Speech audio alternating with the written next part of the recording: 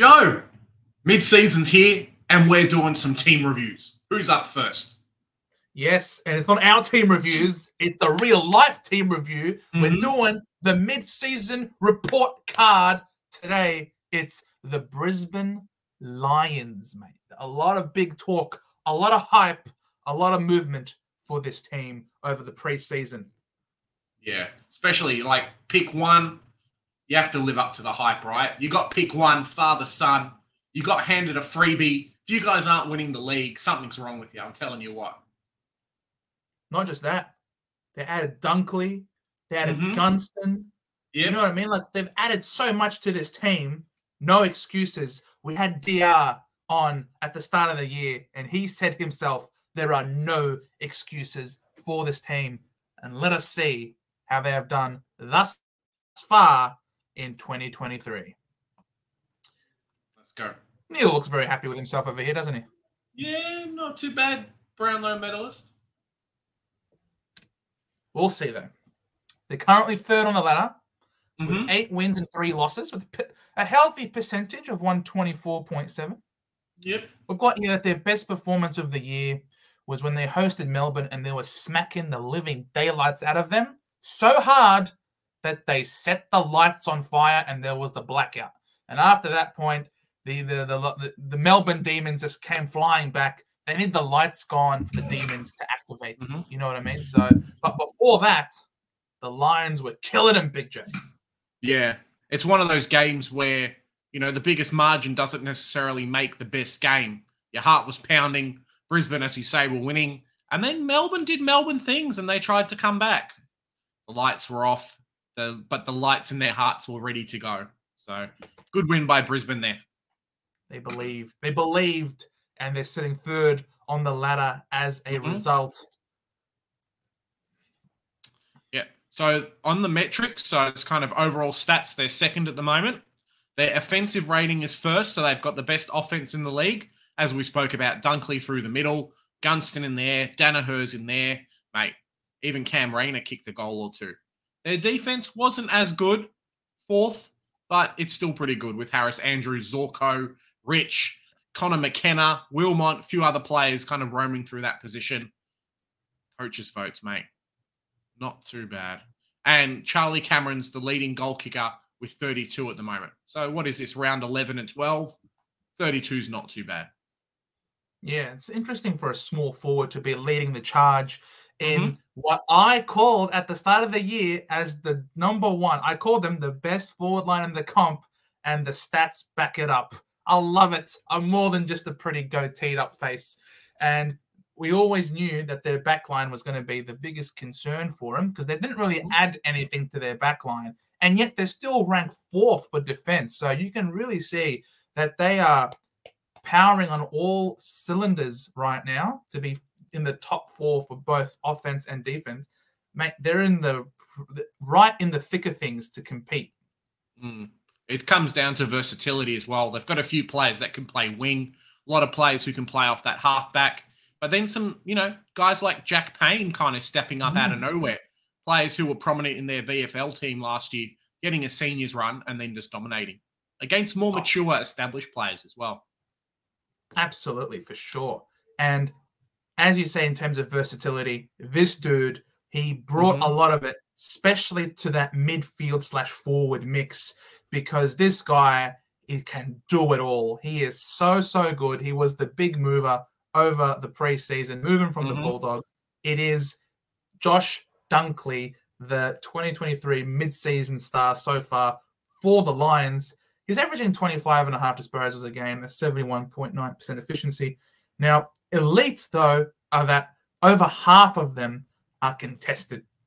And 10 ground ball gets a game with 6.5 tackles and 29.7 pressure acts every single game. Now, this is part of the reason why their defense is ranked 4th in the league, because of that defensive pressure that he provides in the midfield, causing turnovers before it even gets to defense, yeah? Yeah, he's so dominant through that midfield, as you say. The ball goes halfway, he goes the other way, and then they just don't score.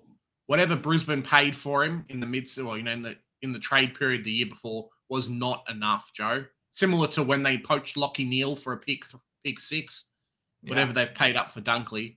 I don't know if it's Chris Fagan or the good Brisbane weather that seems to get these type of players down to their club, but whoever's doing the list management should get paid a lot more than what they are. Oh, 100%. They have absolutely killed it. He has been probably the best recruit. He has done so much to help free up Lockie Neal as well. Doesn't have to shoulder all of the load himself. Can also free up a guy like McCluggage to also have a great career, a great season this year. Of course, all of these guys could be mentioned in this video. However, it's all thanks to this man here who has freed them all up, and that's why he is our star. Who do you think, though? Who needs to lift for the Lions, though, Big J? Mate, it's Eric Hipwood. Did really well last year and just hasn't carried on with this year. He's put on some size, but maybe that's made him a bit slower. Coming in at 8.6 disposals a game, only one contested mark, which is bonkers considering how tall he is, how good he is at jumping for the ball. He's only averaging 1.5 goals, Joe, a game. That's a lot of behinds to get one. He's almost averaging a goal in behinds every game. Mate, that's a struggle. 53.3% goal accuracy, attesting to his 1.5 goals. But marks inside 50 a little bit better. And that comes just from how good Brisbane's strong midfield is. They can just bomb it forward and they know exactly where they're going.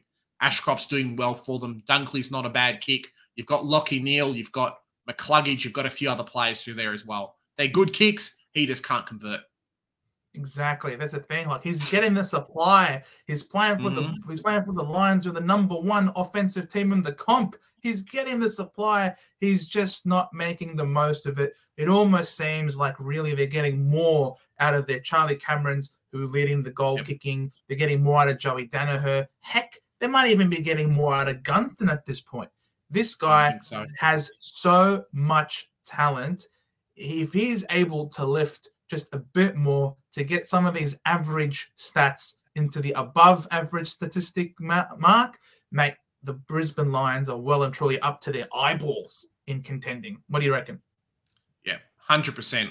And the good thing is they've got multiple tall threats as well. So it's not just Hipwood, it's not just Danaher. They've got Gunston as well. They've got a few other players roaming through there. You almost need more defenders than anything else just to stop Brisbane. And, you know, you only really have 6 on field. So what can you do? Exactly, 100%. So, what sort of grade have we given them? Mate, we've given them a big fat A. They've beaten Melbourne and Collingwood. Though, you know, the Gabba seems to really be kind of their home ground. Obviously, it is their home ground, but it's their fortress, right? Yeah, exactly. West Coast has Optus. North Melbourne has Hobart sometimes, but the Gabba is just kind of, you play Brisbane there, you're in for a fight. They have had some bad losses so far, so Port Dogs and Adelaide. So teams lower than them on the ladder, but they're in for a fight every single game. And as we've said at the start, their stats don't lie. They're going to be playing finals this year.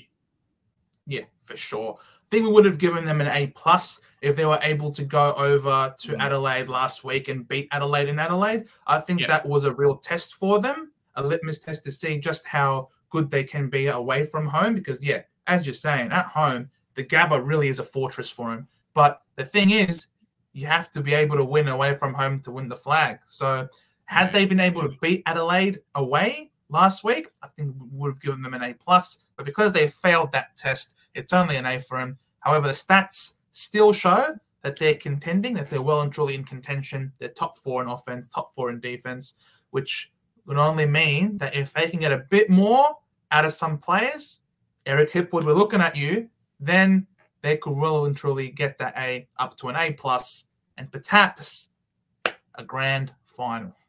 Yeah, DR's going to be happy. And I think with a lot of their younger players kind of stepping up, we've talked about Ashcroft, Wilmot, and some other guys there. Heck, even McKenna, who's come off, you know, Essendon, come off from the Irish leagues, come back.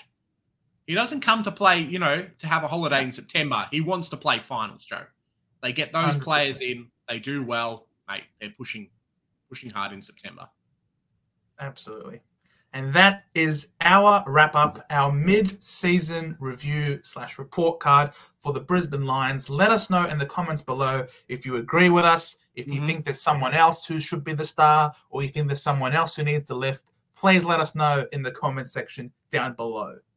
Hey guys, and remember, here at the Centre Bounce, we do the hard work so you don't have to. Bye for now.